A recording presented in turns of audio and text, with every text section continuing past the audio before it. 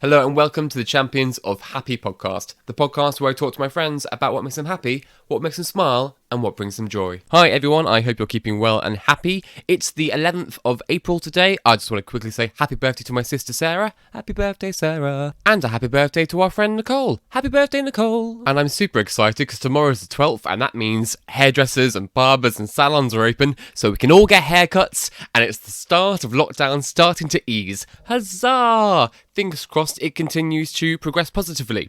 What's quite fun for me on this podcast is I use a platform called Acast to upload the podcast so it can go out there on the internet. And it allows me to see where in the world people are listening. And that to me is, I know it's the internet and obviously we are much more closer to each other than we've ever been before because of the internet. But it's fascinating to me to know there are people in Canada listening, people in the United States, in France, in Spain, in Australia, in India, in South Africa, in New Zealand, in Finland, Poland, Germany, the Netherlands, Ireland, who are listening to this podcast where I'm just in London in my spare bedroom recording into a microphone. So thank you all for listening. It makes it all worthwhile. I really hope you're enjoying it. And if you are listening, get in touch. I'm mostly on Instagram on the Champions of Happy. So drop me a message just to say hi so I know who you are. Also, if you feel really nice, you can go to iTunes and leave a little comment and leave a little 5-star rating. That way we can go even more global. On this week's episode of the podcast, I am joined by Seb. He is so lovely. We've never met in real life before, but the way we were talking, it felt like genuinely we've known each other for years. It was such a lovely conversation. We talk about his art and work in Boylesque and burlesque and his performance and what he's been doing during COVID and what he's going to be doing after COVID when all the venues start to open again. Super lovely episode, super lovely guy. Enjoy. Hello and welcome to the podcast, Seb. Hello. Hello. And now, obviously, we've been talking for the last 20 minutes or so, so it's always weird doing intros when really we've done the whole "How are you?" But how are you? I mean, I'm okay. I've had a bit of a day, as we spoke about already, having to look for properties and all sorts. So yeah, I'm in a mixed state of emotions, but I'm very, very happy to be doing this. Yeah, good. I'm very glad that you're here. Thank you very much for joining me. I know, I appreciate you're busy as well. I've been checking your Instagram stories recently, and I know you've been making a million different costumes and a million different outfits and stoning everything. So, while also trying to find somewhere to live. So, thank you for taking the time for being on the Champions of Happy podcast. No, of course. As soon as you messaged me saying I'd love to have you on this, I was like, yes, I will do it. Give me something. I want to talk to people again. Well, that was my the whole plan about making the podcast was essentially I trapped people for about an hour just so I had someone to talk to, and it's working out quite well so far. If you could very kindly introduce yourself to people listening who don't know who you are. Mm-hmm. So my name is Sebastian Angelique. I am a Boylesque performer. If you have no idea what Boylesque is, that translates as I'm a male burlesque dancer. That's well, you've answered the first question, so thanks for that. I'm going to end up skipping through it and being like, oh yeah, that question. Sorry. So can you define what is burlesque? Like, what actually is it? So if you don't know. Burlesque is, so to a lot of outside eyes, burlesque means the art of the tease. So a lot of the time people will see performers up on stage, burlesque performers up on stage, where we will be taking off our clothes in time to music. So that's like the top that's like the top explanation that people tend to think about. For me, and I think for a lot of other performers, like I think I'm safe to say that, burlesque is one of the most diverse and most inclusive art forms that there is today, basically.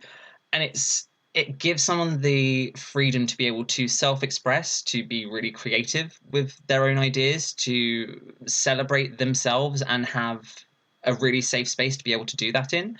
And when you're in a performance space and there's audience around you before COVID, it's one of the most welcoming and safest and just loving environments because everyone is so full of adoration for each other and we're all celebrating each other. We're cheering each other on. We're going, yes, you take that glove off.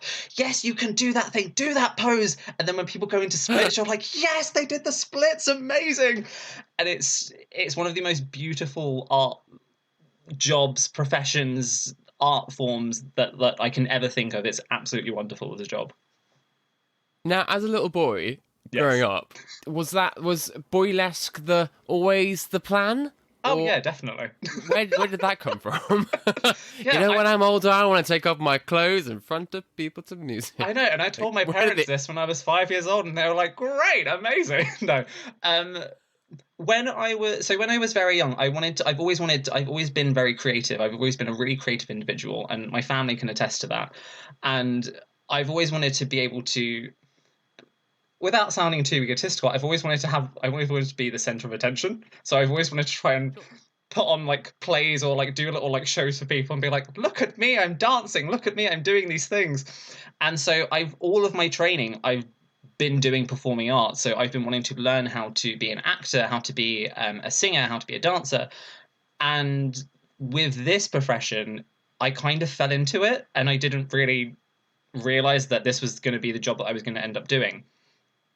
But I would never change it, absolutely ever, because it's so incredible, and it sort of brings together a lot of different disciplines from like creativity as a whole, and it's so taxing yet demanding yet freeing yet amazing yet enjoyable, and it's yeah, I'm so happy that I'm doing this now as a job. Did you come from a formal training background in the arts, or So I how did you trained come to where you are? so I trained at East 15 acting school. So I trained under contemporary theatre, so the CTs, as they used to call it in East 15. And I was always a bit different to everyone else, and so that kind of really opened up this possibility of like acting as an umbrella term, like performing as an umbrella term. So there could be so many different possibilities that you could go off into and branch into. Um, so I'm really, really grateful for that training, and I'm really glad that I had that training because in a way, it's kind of led me to this moment. Whereas before, excuse me, I was kind of looking at performing as just acting and just going into like 1 hour shows or doing musicals or anything like that. And I never thought cabaret and burlesque would be one of those art forms people could do as a profession. Hmm. And it was so different when I fell into it. It was so different from anything else that I'd done in the past because there wasn't this sense of competition that I found in acting. Whereas when you went for auditions for somewhere, you would be going up against all sorts of people that looked similar to you or looked better than you, air quotations for those who are listening, and who you would start comparing yourself to. And it had this really negative connotation in my mind. And with burlesque, it's so different because like I said before, everyone's just so in love with everyone, and there's such a great energy, and there's no sense of competition there because you want the person on stage to do well, you want to see them do well, and you want to do well for everyone else as well. So yeah, it's one How of did you yeah. first? How did you first dip your toe in the water? Well, it wasn't the most glamorous of ways, let's say. So I was at the time I was creating a one-man show, and in my mind there was a scene in this one-man show where I was like, oh, I want to have like a strip scene, or I want to do like a strip tease. And my friend at the time was also training in burlesque, and she had a graduation show, and I thought, great, I'll go to that. I didn't know her that well, but we're best friends now, so I thought that sounds great. I'm going to go to it. And then I went to the place and it was so beautiful. The venue was absolutely incredible to look at. All the performers were absolutely beautiful to watch as well, and it was so moving and empowering. However, I got very, very drunk during the show because I thought this is amazing. And then the compere, the host for the evening, said to the audience just before the interval, they said, "Oh, if anyone wants to learn how to do this sort of thing, we've got like talk to us. We can like let you know, and you can join up and become one of these performers."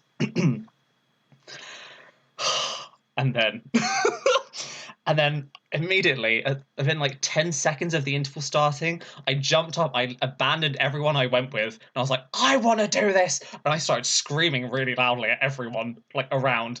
And I remember running up to the compere. Bless her heart, bless everyone there for like dealing with me at the time. I ran up to her and I like basically shouted at her saying, I would love to do this. I want to be on the stage. I wanted to do this since I was 10. Like, obviously lying because that wasn't what I wanted to do. And she was like, and the first thing she went to me, she looked at me and she went, oh, okay. Oh. I was like, oh, it's one of these people. Great. But then she then directed me to the head of the company, this particular company, this school.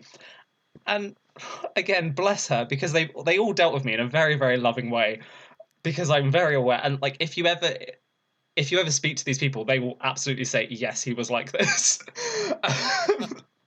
But yeah, I went up to this the head of the company, Lady Cheek, we call her, which is her professional.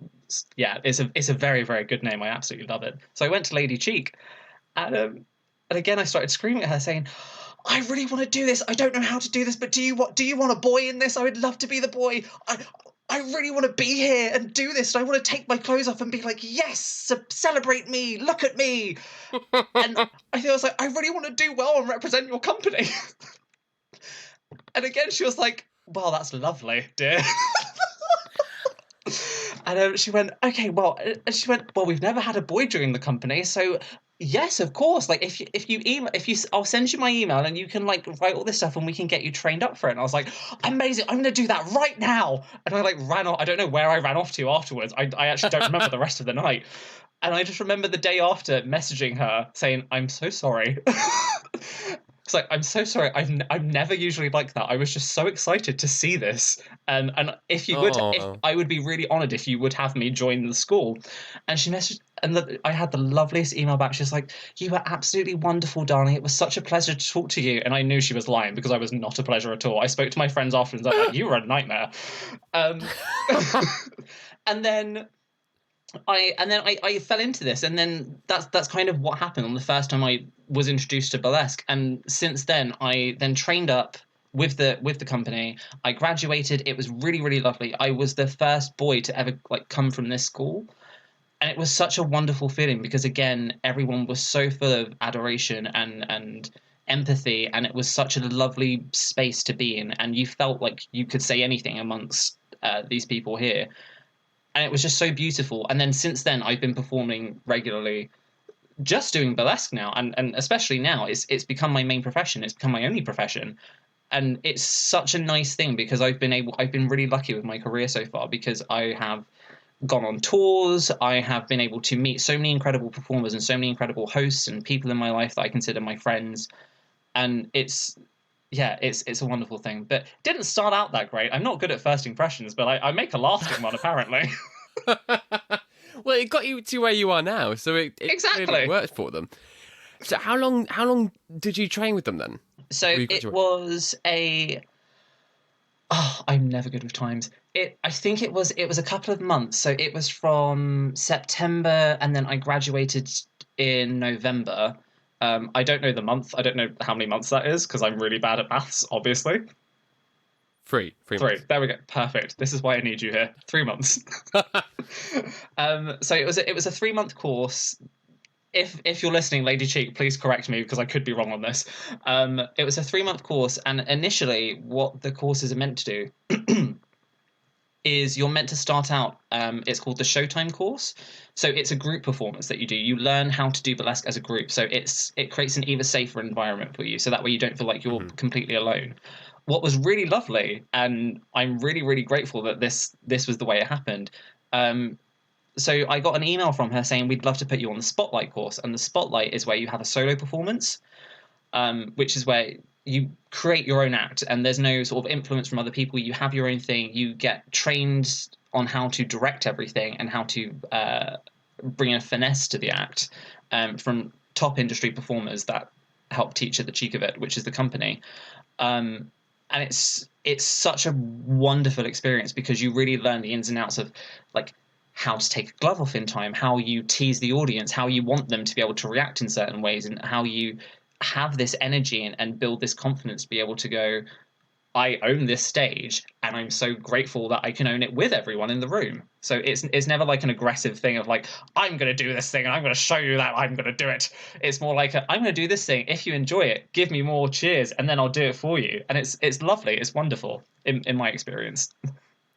Oh, amazing. So can you give us I mean, I imagine every session was different, but a general idea as to how they taught you and what they taught you? So it was kind of, we had the first couple of sessions, and this is going back a while now, so I'm remembering this off the top of my head. The first couple of sessions were kind of just an introduction to burlesque. It was how you walk in a certain way, how you would, if you have like a glove, how you would take it off. Do you take off a finger at a time? Do you do the whole thing at once? Do you do it per beat each time? And then we started to then explore ideas of what we wanted as our solo acts. So it was, we'd go around in a circle and start listing off different like themes and emotions we wanted to portray, what ideas we had, and then we'd start showcasing them. So we'd start having to say, we'd have to come up with 2 minutes worth of choreography by the next session, and by then we'd show it off to everyone, and we'd then get feedback on it, how to develop it furthermore. And again, it was such a safe environment. You feel like nothing you did was wrong, because it was your own emotion and own expression coming out into the room. And so this then carried on, and you started to develop more and more this act. And during this time, we'd have masterclasses from people who are really high up in the industry. So they would come in and show us how to do fan work. We would have like bump and grind classes coming in. And it was just, honestly, it's absolutely amazing. And there's also, with one of the other teachers that's there, there is a sort of dance session or introductory dance session at Pineapple Studios where you would learn about a minute's worth of choreography just to see if you like it or not. And it's just, even that alone got me into it, because it was such a fun dance class. And again, everyone was so happy to be there and so joyous to be there, because it was just, we're all learning together and doing this thing at the same time. And by the end of it, you feel like you've done something really amazing that you didn't think you'd do before. And it's brilliant. So all the sessions led up to this moment, and then on the last session, we have Lady Cheek come in to look at all the acts for the showcase for the graduation. And with all of the acts, she gives a little bit of feedback on what could work really well with this, but a lot of the time she's like, this is beautiful, it's so loving and so expressing, and it's really you. And it was such a nice thing to have someone go, you showing off part of yourself in this very vulnerable way is a beautiful thing. I want you to be able to celebrate that. Whereas, say, training with East 15, for example, and it would be a completely different scenario where you would show something off or show how to do it, and they'd be like, no, can you do that this way? Can you do it better? And again, it felt very negative, whereas this was completely the opposite. It was so loving and warm and so wonderful that you wanted to do better and you wanted to do more and you wanted to progress, to be able to go, I want to get to this stage where everyone feels like this way, not just me, but I want everyone to feel the same thing. Do you feel, I imagine it probably helped coming from a theatre performance background. Do you think anyone can pick it up? Absolutely. So anyone listening right now, if you are really interested in doing it, drop me a message. I do not mind. I will help you try and get a start into this. Anyone can do this. This is the thing. And this might be my own personal opinion, but for me, I truly believe that anyone has the capability, if they put their mind to it, anyone has the capability of doing absolutely anything they want to. If you put your mind to it, if you want to be able to dance, go forth and dance. Even if it's just dancing in your room for 5 minutes at a time, it's something. And it gives you that freedom of going, yeah, I can do this. I want to do this. I want to explore doing this. And with burlesque, that gives you the freedom to explore that. There's no right or wrong route you can go down. And so I feel like that's why I said it's a really inclusive art form, because it does just include anyone. It doesn't matter of your background. It doesn't matter what body shape you are, what sort of training you've had, or if you've had training at all. If you want to do it, I fully endorse everyone to go and do it, even just for one session, just because it's such a lovely feeling afterwards. And it does really make you feel like, actually, I want to continue to do this and I want to continue to feel this way afterwards. Yeah, because you gain such a confidence from it. And why would you not want to be confident in life? Why would you not want that loving confidence there? That's so sweet. To be honest, before we started recording, I did have a Spotify burlesque soundtrack playlist playing. Did you really? Like, I can get in the mood. I was like looking at myself in the mirror in the shower. Yeah, I could. It's some of the faces I pulled. That's the thing. Faces so much of it, because you want to it's so expressive. So everyone's like, oh, you move your body in such a great way, and I'm like, yeah, but the face as well. You have to there's so much you have to think about with burlesque, and it's really bizarre when you lay it out and go, right, I have to do these counts for this bit. I need to make sure I can take off this part in this time for this. I want to make sure I can, I don't know, like do like assling or whatever at this point in the music, and like I need to have like a really good face at this point. There's so many details that come into it, and it's so incredible to think about. I get very, very passionate about this sort of thing. No, good. Now, in terms of, you mentioned before how Lady Cheek hadn't really had a boy involved. Yeah. Is boylesque men who perform in burlesque, is that more rarer to come across then, generally? I think more so in London. Again, I could be wrong, so don't use this as like my now fountain of knowledge. But from my experience, it's a lot rarer in London than it would be in other places. I know in New York, it's a lot more common over there to see more male burlesque performers. But in London, there's not really that many. Specifically male burlesque performers that I know of. The ones that I do know of are absolutely incredible and so amazing at their art form and so amazing at their talent that they have on stage. But yeah, it's more of a rarer thing, and it's interesting because I get a lot of messages, and I get a lot of personal messages on like my social media accounts of people saying to me, "Oh, I've never seen like men do burlesque before. What is it like? Do you enjoy it? What is this like?" And I'm like, "Just try it. Have a look at stuff. There are classes here you can go to. Just give it a try, because you might really like it. And like me, you might go, actually, this is something I want to do for the rest of my life if I can." Yeah, so I get a lot of messages from people who don't really know what boylesque is, and it's nice to be able to go, this is something I can talk about. Like, this is my understanding of it. So I was really lucky to be able to go onto the BBC News and be part of a feature which is called "Why Men Are Owning Burlesque," and it does the same thing of talking about why men specifically are doing burlesque more so, and why it's become more of a common thing in London in the most recent years for men to join up and do burlesque. And there was a feature on Attitude magazine as well, I believe, where again I talked about what male burlesque is and what it does for the community and what it does for like your own mental health and body image and all sorts of things. So it's nice to be able to get the word out a bit more from my end and go, this is what it is, let's normalize this, and let's go forth and let's, tell men if they want to dance, basically. Nice. So you've gone from the BBC to Attitude magazine to the Champions of Happy, the pinnacle. Exactly. I think you've made it, really. I think add that to your website. Like, this is the end of. As soon as this podcast ends, I'm retiring. Like, I'm finishing. So let's pretend for a blissful moment. Oh no, that COVID never happened. Where would we normally see you performing? Anywhere that will give me money. No, I'm kidding. No, I'm absolutely kidding. So it depends really. So, but a lot, like, I'm joking about it, but it would be, I would perform like a lot of places, and I would be down at the RBT a lot of the times, in Bar Whatever. Again, when it reopens, when Bar Whatever does come back, please go and see the show if you haven't, because it's it's really great. It's such a good show. I absolutely love it, and Lysander does such an amazing job of promoting it and help running it. There has been places, so I perform at the Phoenix up in Soho a lot of the time, again, which is really nice. There is a life drawing show that I help run with Dusty Limits called Dr. Sketchy London, and that's in Kennington. And it's one of those really not bizarre shows, but it's a really, really amazing show because it's so unique and so different from anything else. It's life drawing mixed with cabaret. So you'll have like burlesque performances or cabaret performances, and then you end up doing a life drawing show, but it's not like the standard life drawing shows where it's like poses of 20 minutes. It's more like the longest pose you get is like 5 to 10 minutes. And in that you have to do like, I don't know, you have to draw the person while they're still dancing on stage, or draw the movement in the performance, or I don't know, draw like this really bizarre animal next to this person, or incorporate this really bizarre animal within the picture itself, or like swap your drawing over with someone else and try and finish off their design. And it's a really great show, but it's so like, as an outsider looking at it, it's the weirdest show to go to, but it's the best show because of that reason. Oh, cool. So now I saw on I saw on your Instagram, and I've completely forgotten what it's called. Was it Boylesque Idol? Burlesque Idol, yes.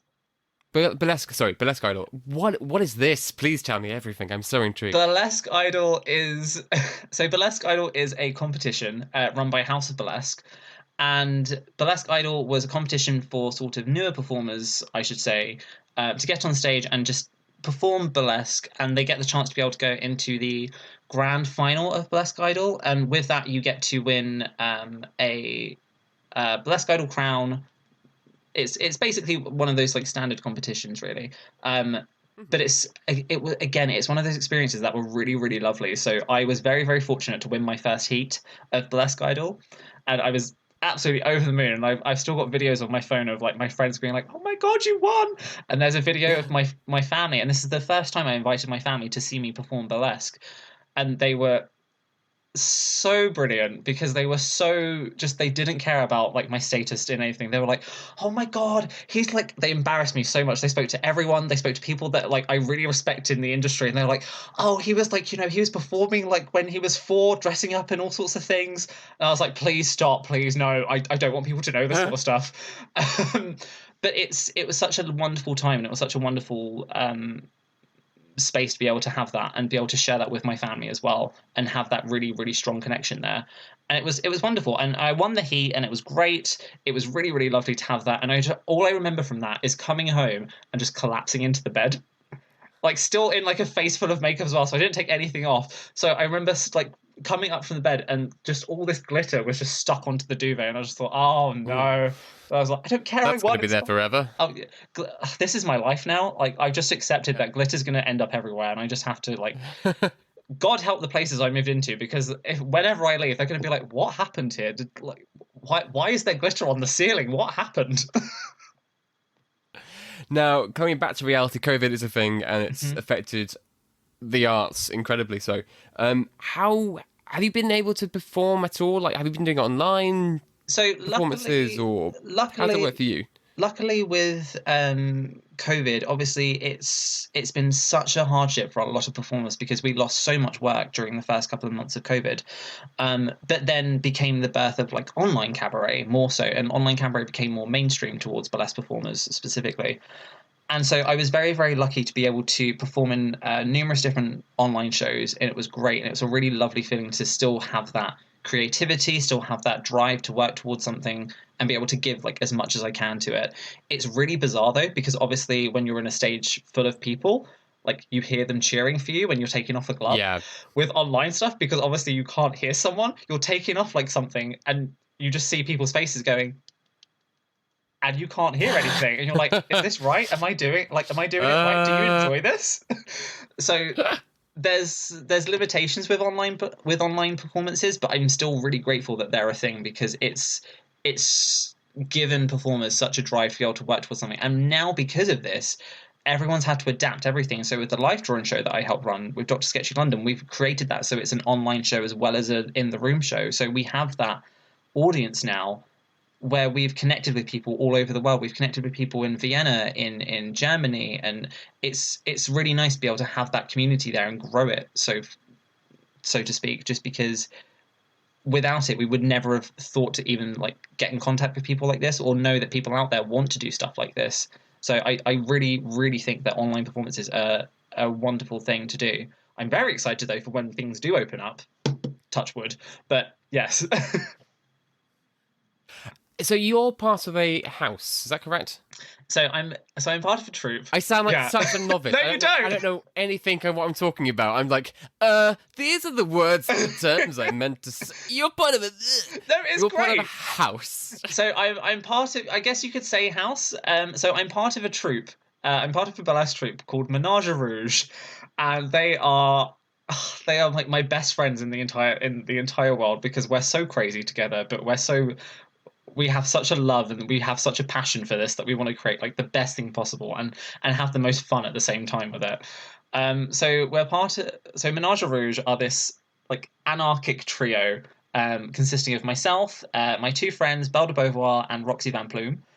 And fantastic name. I know, right? We are this anarchic trio that create really, really fun, really inclusive performances, and we want everyone to have as much fun as they can, like as much fun as we're having on stage, because that's the main thing. If they're having fun, we're having fun. And we have a show coming up, which is really, really exciting. So we have a monthly cabaret coming up, and we're working with the Looking Glass Cocktail Club down in Liverpool Street. And it is Where you're trying to think of where that is. Have I been there? So the Looking I'd like to go Glass. there. It depends. So the Looking Glass Cocktail Club, you walk in, it's kind of, I want to say like a speakeasy just because of how it works. So as you walk in, there's a bar, you've got some tables. It looks like a regular bar, and there's a giant mirror to the side next to the bar. I have been there. Yeah, It's cool. It's really, really Yes. great. And as you walk through, the mirror opens up, and there's this entire space behind it, and it's beautiful, and it's so secretive. I love it. So Yes, I have been there. So we're very, very lucky that we're in collaboration with the Looking Glass Cocktail Club, and we're putting on a monthly show from July the 15th. We're having a monthly show called the House of Rouge, and it's a cabaret show that is just it's we're wanting it to be really, really fun, really, really inviting to people, and we want it to be like a party. So the launch show is House Party. That's the theme. So we're getting in performers, we've got guest performances, we have a newbie slot as well. So people who may not have done performing for that long, or they want to try out a new act, they can apply to be part of our show. And what we're doing is we're drawing the names out of a hat for each show. So that way, no matter if you've applied to be part of it, you're going to be in the show one way or another. So at some point you'll be in the show, and it's going to be so much fun, and it's going to be so crazy, and I cannot wait. It's going to be incredible. Is that going to be your first in-person show since all of this happened? No, luckily so there is another show that I've just been booked for. I can't say the details of it just yet, just because nothing's been officially announced yet. But there are a few shows there are a few really big shows that I've been booked for, and I'm really excited for. And they're starting on the 21st and the 22nd of May, and they're going to be. I'm going to be appearing a lot, basically, when we come back. I'm going to be in a few different places. So when everything's officially out, then I can start saying, by the way, I'm in this thing. By the way, here's me in this thing. By the way, come to me in this thing. And I'm really looking forward to it. Obviously, COVID permitting, because if the government say, no, we have to shut everything down, then I'm going to be like, well, I'm back online in your living room, everybody.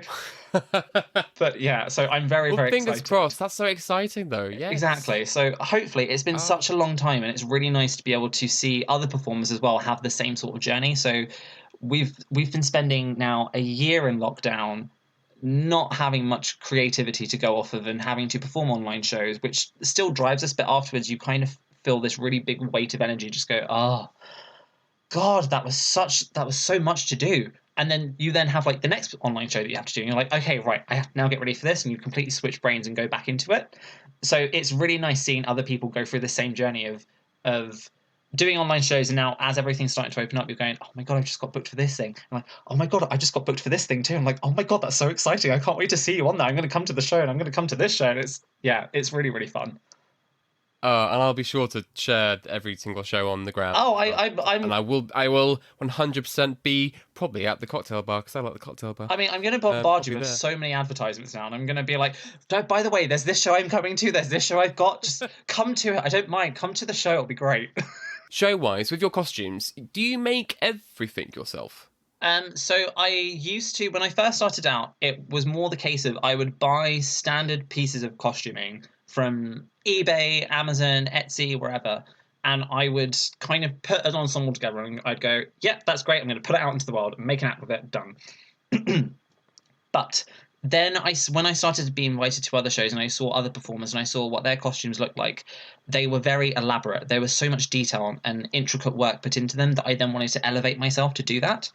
And so over the course of my career, I've been learning how to make costumes a bit more. So I'm now on the process of completely editing costumes myself. So I will buy, say, whatever, or I'll get something custom made for myself, and then I will start editing that. So I will, as you've seen on my Instagram and as you've seen on social media, I will rhinestone the hell out of everything, which takes so much effort. You have no idea. My back is so sore because there's so many hours and days I've been spending rhinestoning everything up. Say rhinestone to a burlesque performer, and we're like, oh no, the trauma. Oh God. But I'm really lucky that I've taught myself to be able to edit stuff like this. So, for instance, with the costume that I'm making now, I have bought bases to things, but I've edited absolutely everything, so it's completely one of a kind, and it completely fits my body perfectly. So, if people have costumes out there they want rhinestoning, hook me up, because I'm available. I can do it for you. I've got the proof to show it. How did you come to discover your style aesthetically? I think it was. I'm not even going to say I think it was. I know what it was. So it came because I was really fascinated with the idea. So the necklace that I've got at the moment has a yin yang sign on it. For people who obviously can't see the video, I keep having to remember that this only audio that's going to go out, and I'm like, oh yeah, there's no point me like crossing my fingers, going, yeah, I hope things are going to come back when people can't see that. Air quotation marks, everybody. Imagine. God, it'd be great. So I've had a yin yang necklace on my neck for as long as I can remember, and I've always had this thought in my mind that everyone consists of like a good side and a bad side, or like two sides to them, let's say. And I started to put that across into my design work for this burlesque persona. And so the sort of trademark look that people know me for, the design on my eyes. So I always have sort of what's called glitter tears, or like a glitter sort of like style around my face. And it's always two different colors. There's always red and gold that I usually go for, because I'm obsessed with the color yellow and I like the color red. So I just thought, yeah, they'll go together. Why not put them together? And so a lot of my costumes have that sort of trademark color hidden within them in some way or another. So with the costume that I'm making at the moment, it's very much like a carnival type vibe. So you've got a really big bright red waistcoat with like dark red sort of like short pant trousers, and then underneath that there's gold lingerie that I've made myself and customized myself. So it's again attests to that sort of like color dynamic there. But it started because my ex-partner, sorry, at the time, sort of helped me understand makeup, because they were really, really incredible with makeup, and they were absolutely amazing with like how to do stuff. And I was like, okay, I need help with this for the graduation. And they're like, okay, yeah, absolutely, I'll help you. So we started. I said to them, right, I want the colors red, I want the colors yellow. I don't know what else. And they're like, okay, I've got you. So then they started like putting me all this makeup, and from there it kind of became this big birth of Sebastian Angelique, and I thought, yes, this is the way I want to go with it. And then since then, I've very much gone down the more dramatic route of everything, so it's become a lot more elevated. Like the glitter wasn't there to begin with, so there's now glitter involved, there's now like really big eyelashes involved, there's like contouring involved, which I never thought I'd have to do in my life. And there's all of these different like intricate designs. I'm now working with I'm currently working on latex design, so that way I can create different effects with this makeup look, so that way it really heightens the specific act itself and the specific character within the act. So yeah, I'm always trying to elevate myself in one way or another, and spend countless hours and countless times, like up until 4 a.m, trying to do it and trying to be like, yes, I've done it. So I don't get much sleep, really. Luckily I'm a narcoleptic. No, not a narcoleptic. I'm an insomniac. That's the word. Very different. Yes. So with, obviously, the fashion is super important with burlesque, but obviously you're taking the clothes off. Yes. And you're showing a lot of skin. Yes. And you're clearly not shy. How did you become confident enough to get onto stage and say, you know what, I'm going to take off all my clothes and everyone's going to see every bit of me? I think what helped is the fact that I don't remember signing up to the cheek of it, so I kind of ended up throwing myself into this, like really much so. I really threw myself into it. So I think that really like helped me, because so while I was growing up, I've never been this confident with my own body. I've always had that sort of stigma in my mind of going, oh, you're not good looking enough. You don't have like 20 different abs going up to your neck or whatever. Like I've always found like a really bad thing about myself. And then what helped is when I did throw myself into this, I kind of had to do this technique where it was, I believe it was, I can't remember the exact name of it, but it was that you look at yourself in the mirror and you just say one thing you like about yourself. You find one different thing each week that you like about yourself. And so with the first week, you think about one thing and you go, I really like, for instance, my fingernails. The next day you go, oh, I really like, I don't know, like my neck or my ears, or I like my feet, or I like my legs. And you kind of build that up to start adding more things that you like about yourself. And for me, that really helped, because that kind of showed me that actually, no, my body is a really amazing thing to look at, as is everyone's body. And I think burlesque really opens that up to be able to say the human body is an extraordinary thing. We do so much with our bodies that we don't really think about and we take for granted, and it's such a beautiful thing to be able to see. So we have the capability of being able to dance, we have the capability of being able to use our body in such ways, and having that mindset really helps to go, actually, I want to utilize this as much as I can and really showcase that to the world. Like there are contortionists out there who bend their bodies in such incredible and really very mind-blowing ways that I can't think of right now. But for that, it just stands testament. Like even stuff like that, when they're like folding themselves backwards into like, I don't know, like some sort of weird like circle position, and then like one of their legs is like in the crab, and then like their head's like next to their feet, and their like feet are now like folded up somewhere like to their waist or whatever. It's really bizarre to think about it, but it's such a beautiful thing, because the human body, we never thought could do stuff like this. And it's the same with burlesque. The human body is such a beautiful thing. And it's nice. It's really wonderful to see people want to celebrate that a lot more. And it's really wonderful to see people want to use their body in that way and to celebrate and be in a space where people want to celebrate that with you. And so burlesque really helps to emphasize that. So with burlesque, if you're on stage and you, especially for newer performers, if they're a bit scared of it, when you get on the stage and you hear crowds start cheering for you, even if you're taking off like a glove or a shoe, or if you're then going down to lingerie, the audience is so grateful and so wonderfully accepting to see you do that and see you perform and see you strive and see you achieve stuff like this that people never would think someone of our sort of talent pool would achieve. So yeah, it's really helped give me that confidence, and it's really helped give me that different outlook on life, where I can go, actually, I can work on stuff about myself, but the main point of it is I know that my body is good enough to be able to share with the world and present it to the world. And yeah, since then I've been more than less secretive with showing my body off in a lot of different ways. So it's very much helped with that, let's say. Oh, good. I guess with burlesque, and correct me if I'm wrong, but burlesque, I suppose, isn't about getting naked. It's about putting on a show, like you say, the tease, the flaunt, the cheek, the fun, and you aren't necessarily.